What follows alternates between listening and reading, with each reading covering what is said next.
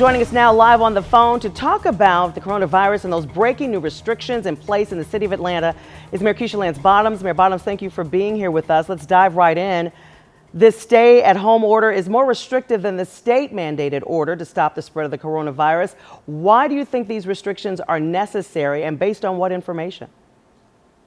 Well, thank you for having me again.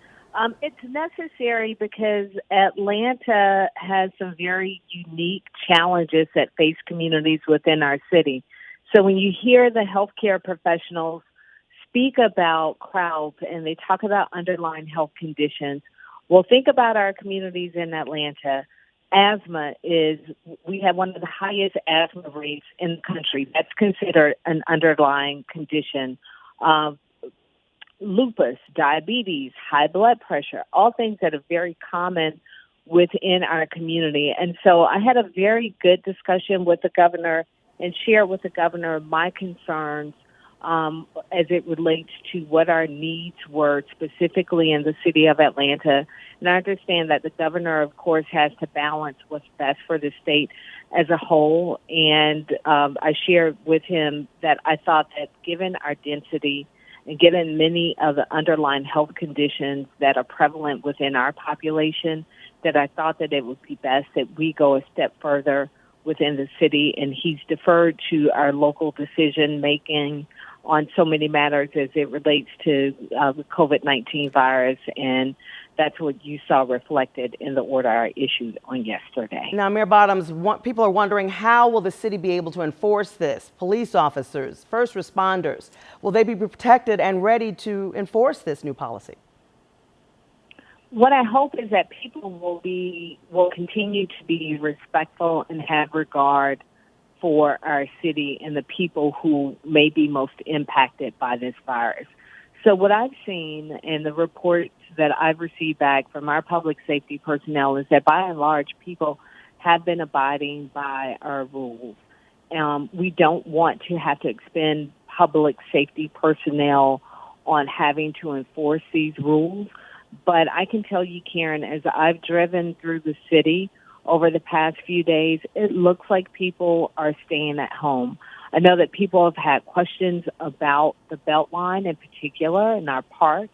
And I can tell you, as I've spoken with Dr. Carlos Del Rio from Emory University and some of our other healthcare professionals, what they've said is it's important for mental and physical and emotional well-being that people still be able to go out and get some fresh air and get some exercise.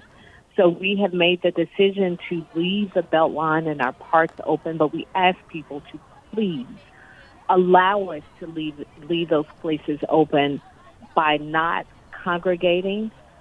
Space yourself out, go at different times of the day, and go explore other areas of the Beltline Trail that aren't as densely populated within our city. Now, arenas and stadiums being used as emergency hospitals in New York City. Do you see us having to do anything that severe? Karen, I suspect that at some point soon our hospitals may get near capacity. The feedback I received today in talking with an emergency room doctor, and this is just information that he's provided to me, is that while there's still beds available in our hospitals, that our ICU units across the city are at capacity. And so, again, this is why we have gone a step further in Atlanta and asked people to please stay at home, because we don't have the capacity that we even normally have within the city, because there was a flood at Grady Hospital just a couple of months ago. So we're already down several beds at Grady Hospital, and people have to understand that when we overrun our health care, our hospitals, that people will still come in with heart attacks. People will still have car accidents. So these things that happen every day on top of COVID-19 will make our healthcare system collapse in the same way that you're seeing it happen in New York and you're seeing it happen across the globe. It's the reason we're asking people to just please stay home. Give this a few weeks, let it settle down. I want to say the governor has been, you said you just talked to him, criticized for not doing enough to flatten the curve, as we're saying. What further steps would you like to see him take, if any? I'm going to defer to the governor to make decisions on behalf of the state as a whole. So I won't second guess decisions that he's making because he's balancing a lot of different community interests, and I'm sure he's making decisions that he thinks are best across the state. But I'm grateful for the power and the authority to be able to make those decisions on behalf of our city, and that's exactly what I've done. And we've talked about people brushing this off. I know your mother, very active in the community, still busy. How do you tell her, advise others, loved ones, friends, to take this seriously and to stay home? Karen, I think what's beginning to happen, and this is a sad part of this, we're all, we know people who are directly impacted by this. I have a very dear friend whose mother, otherwise healthy, is now in the hospital completely intubated with pneumonia.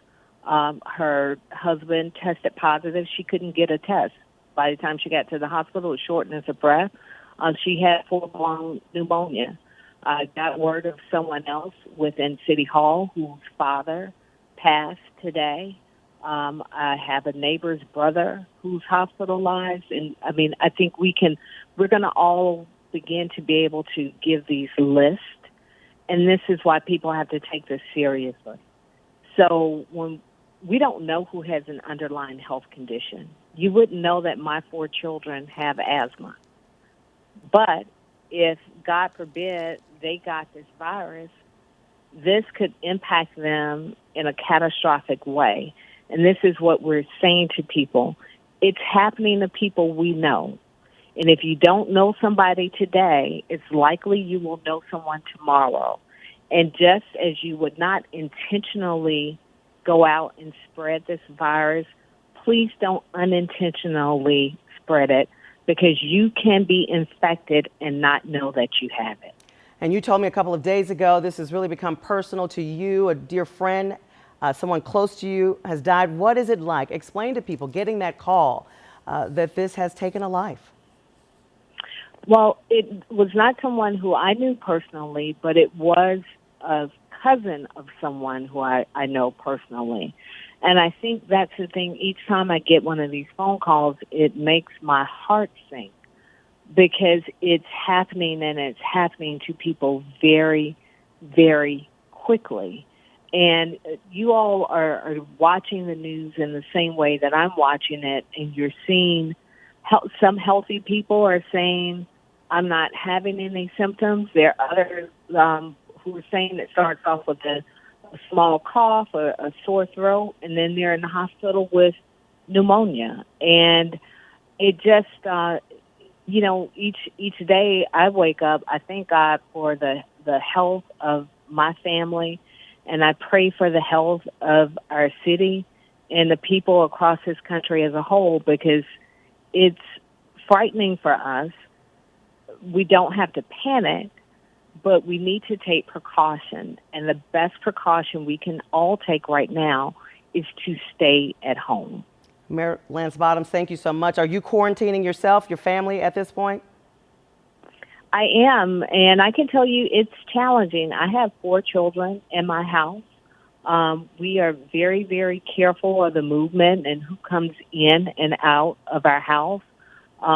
But we're staying as close to home as we possibly can. My son just told me he needed to run to a friend's house to get something for school.